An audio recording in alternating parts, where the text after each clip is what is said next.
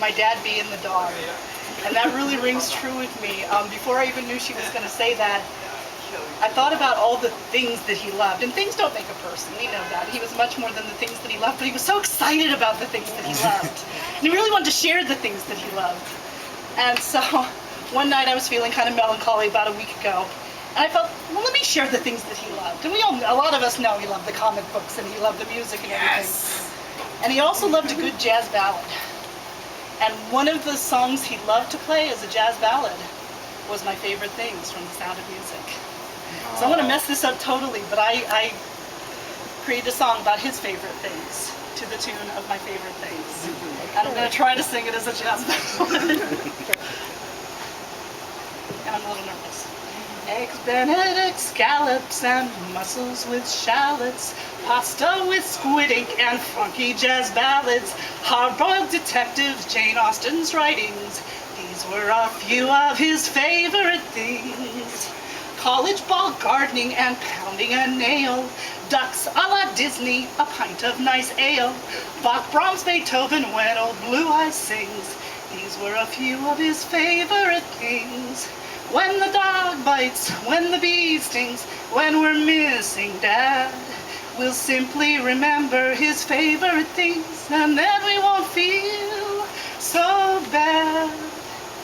Hugging his grandkids and closing a deal, having us over and keeping it real, laughing and scratching and talking about things. These were a few of his favorite things.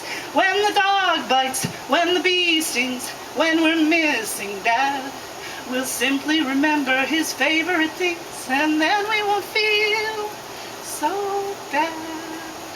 That's what that is. That's actually pretty good. You didn't mess up nothing. You didn't mess up nothing. Even better than, you know what I'm saying? Twice as better. Twice better than Will. Two times better than Will. It's like 3, 4, 5 Such times. humor that when this one was about 1 year old, he turned to me and said, "You know what I hope for her? I don't even say. I hope she was a singer. He's got to be a torch song singer in a waterfront dive. A torch song singer in a waterfront dive. That was his hope for his baby daughter. So Liz? I may still yet. You never know. You never know. I'll take that gig. Oh, that's nice. Let's drink. What's happening? Yay. Some ballads. Here's Now that we started the whole. Jim. Oh, we haven't poured. We haven't cheers for him. Absolutely. We got cheers for him, man. Y'all gotta get up, man. You gotta get up. Some of you here may be familiar with Will's fraternity of Tau Epsilon Phi. For those of you who are not, I must admit that we leave somewhat of a bad impression.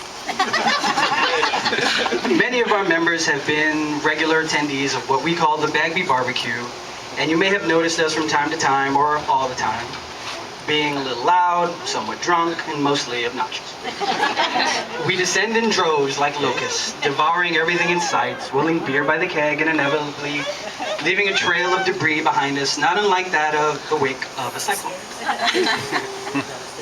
But behind our wild exterior lies a much deeper union, a brotherhood dedicated to our creed of friendship, chivalry, and service. Outside of the boundaries of this utopia, our fraternity is committed to community service, academic excellence, and social unity. This commitment stems. Yeah, I'm getting a PhD. Okay.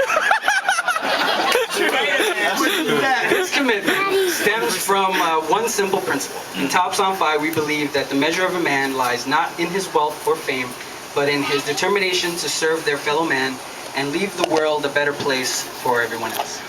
It is because of this fundamental value that I am very proud to bestow this honorary membership into Tau Epsilon Phi's Phi Chi chapter to James Bagby, a man whose life has personified the best qualities and traditions of our brotherhood.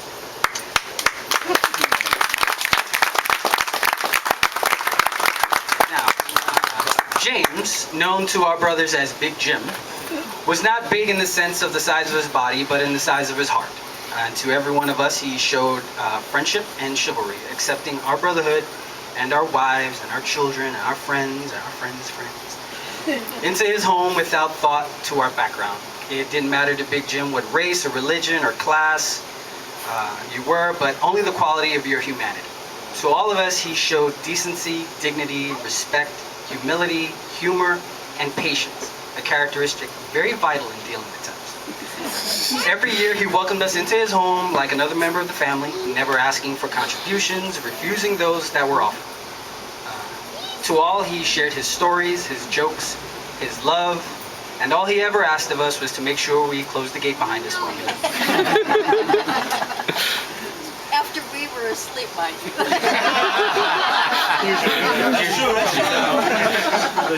Probably going to happen again. They say the apple doesn't fall far from the tree, and if that is so, then maybe we know more about Big Jim than we think when we look at his enchanting family. We at TEP know Big Jim through his son Will. Will has been one of the leaders in our fraternity since 1991 and has served our chapter in a variety of positions, including pledge warden, vice chancellor, chancellor. He's been the chairman of the president of the alumni club, and he has served in our national organization as the undergrad vice counsel to the grand council. His successes and the respect he garners from his brothers stem from qualities that he's inherited from his father. From his infectious laugh and his non-judgmental demeanor to his willingness to serve and sacrifice himself for the greater good. These qualities, along with a distinctive, eclectic brilliance, run through the entire Bagby clan, from James's beautiful and witty wife Patricia to his son Ed, who we know as Triple B, the better Bagby brother, and his daughter Liz, his in-laws, and his grandchildren.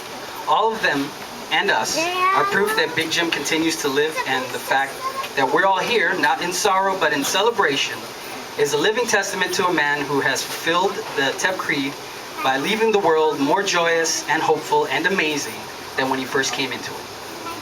To us, this is the best a man can do.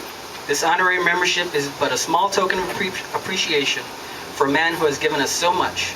In our life, we have called Big Jim chef, bartender, teacher, storyteller, friend, and father, and now we can call him brother.